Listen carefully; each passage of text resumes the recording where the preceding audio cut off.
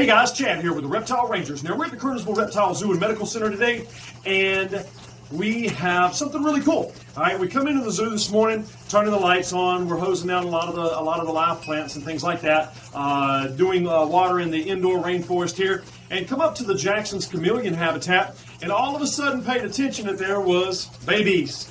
Now, Jackson's chameleons are absolutely awesome. They're known as the three-horned chameleon.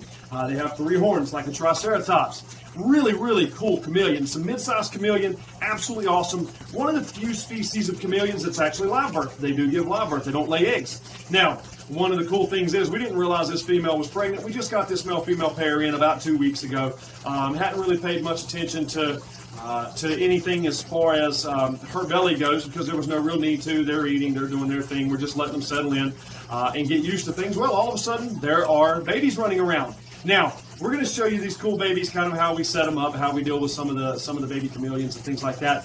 So come on and check this out. All right, so check this out, guys.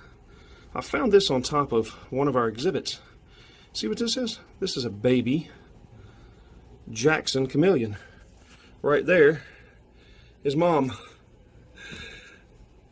Let's see if I can go outside. Bailey, and hold this baby here real quick.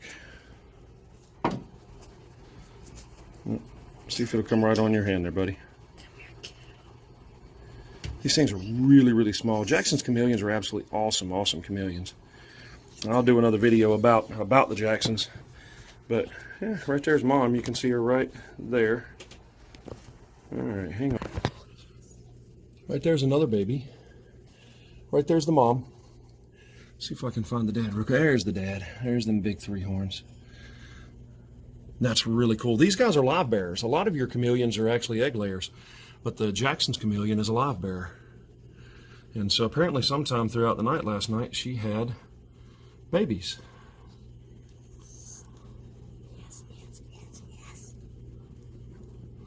And as you can tell, Bailey's pretty excited. Yes, they're so cute. Yeah, they're cute, all right. That's for sure. Now, one of the things about chameleons is kind of have to be careful. In an exhibit like this, the parents will prey on the babies. In a lot of your chameleon species, they see something small moving, it's fair game. So if you're doing any kind of chameleon breeding and you know that the female's pregnant, it's good to always separate the eggs, especially the eggs for egg layers, but for your live birthers, keeping an eye on them to make sure that the parents don't prey back on the babies whenever she has the babies. Really cool. All right, guys. So we're going to show you setting these little guys up. Now, there is no one single way to set any freaking reptile up, and any of these morons on these Facebook groups that tell you it has to be done one specific way is the biggest bunch of idiots I've ever seen. So just do everybody a favor and ignore them because they're idiots. But this is going to be one way that we're going to set these little guys up. There's so many different ways you can do it. Think about it this way. As long as you can mimic their natural environment and keep it as close to the natural environment as possible, rock on, go for it. All right, so we've got a mulch down here, which works really great for helping hold humidity. And when we do live plants, because we will set up and sell live vivariums, we do live plants, the mulch and some potting soil mixed in does perfectly for helping retain moisture and stuff for the live plants. But we do this mulch base. It's a no-float blend, easy enough and cheap enough to get. We're going to take and put a little climbing item in here. It's going to have quite a bit of green on it. There's a couple of ways in which this thing can fit. This log is actually quite a bit bigger. There we go. All right, so we're going to have that one there.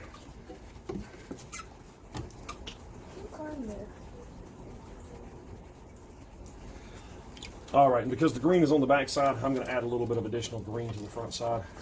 I like a lot of leafy, and so do they. It gives them something great to hide in. Now, general rule of thumb is they don't drink from a water dish, and that is true. We have actually had some that would drink from a water dish, okay? So we give a water dish anyways. And that just helps with adding a little bit of extra humidity, if nothing else, in there. As it evaporates, it just adds a little humidity inside of the habitat. All right, so I mean, you see how simple this is. This is a 8 inch by 8 inch by, I think it's 12 inch tall. Little open front. I'm not going to give a specific brand or another because there's so many different types of this, and most of the time these things are way overpriced anyways. They're not worth the money you spend on them. They work nicely when they're free or dirt cheap. You get them from somebody used, but they certainly aren't what they're worth what they're charged brand new. So I'm not gonna say who the manufacturer is because it just doesn't matter. All right, so with these little guys, we're gonna go ahead and take them. You can see there's 3 of them. Let's see, there's 3 of them crawling on the lid right there. So we're gonna take and we're gonna gently flip this over, and then Bailey's gonna work on trying to little turd. corral them. There we go. There's one that got on my pinky. All right, here you go, cutie pie. All right, there he goes, right up. And that's one of their natural things, natural defenses, is to go up high. Yep, go up high.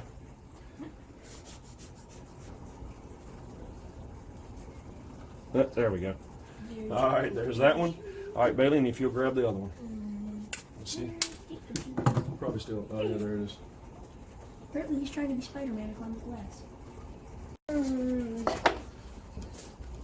Okay, so we've got them all in here, and they're exploring, of course. They're running around. I see 2 of them. There's 1, 2. I don't see 3. Oh, there's 3. Yeah, and 4 is right there. Okay, and 4 is very lightly just hiding. where? Oh no, that's not him. No, that's not. He's hiding.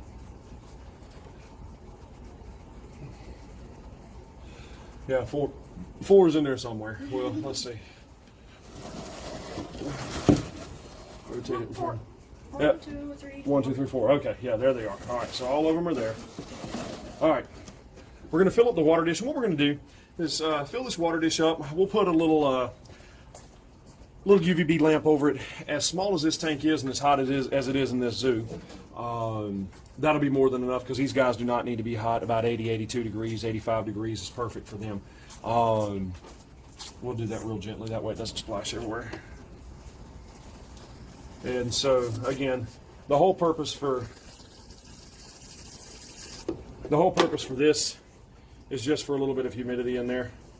We'll take and spray down some of the leaves and some of the other stuff because they tend to drink their water off of leaves or even off the crest of their head. If you ever paid attention to how the head and the skull is shaped on a chameleon, it's almost like a valley that goes right down the middle between the eyes to the mouth, and it's to help run water to the mouth. So especially during rain, they can just drink basically the water that's coming right off the top of their head. What we'll do, a lot of people do crickets. Again, refer back to a lot of our medical videos. And I mean, we're putting more medical videos up because of us being a medical center. We do all the medical care on reptiles. But remember, crickets is garbage food, absolute waste of money, trash food. Low nutrition. There's nothing really nutritional to crickets.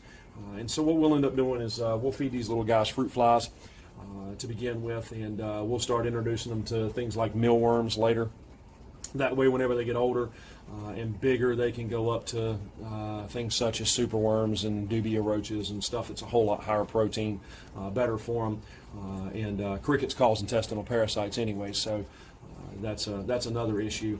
When these things come in from the wild, a lot of the times they'll have they'll be loaded or infested with intestinals.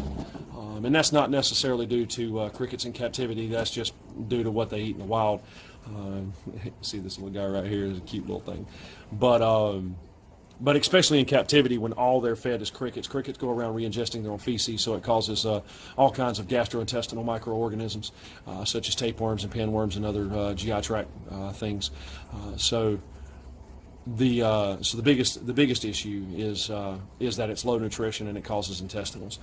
With crickets and with superworms and dubia roaches, hornworms, waxworms, phoenix worms, butterworms, there's mealworms. There's not as much chance of intestinals, but that's also a higher nutritional content feeder too. So, but yeah, we'll put a little UVB lamp over the top of them, and we'll get these guys set up and start growing them. And this one right here is looks like a female. We had one in there for sure that's a male. He's already starting to grow his little three horns, so that's cool.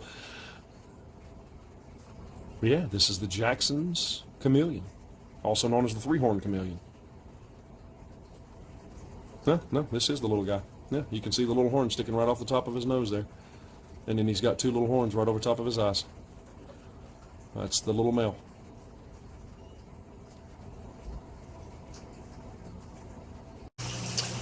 Now, wasn't that cool? Absolutely awesome. Cute little babies. Absolutely cool little things. Now, remember, these Jackson's chameleons are one of the really cool species of chameleons that do give live birth. Now, with that being said, this was just a fun little video of something that we happened to catch this morning here at the zoo.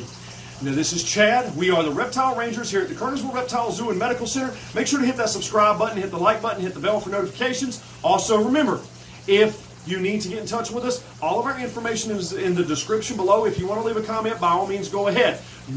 Just remember, YouTube doesn't notify us when you leave comments, so we get to them as we know about them. But if you have any medical questions or need our attention, anything that you need our help with specifically, go ahead and get with us in the information below.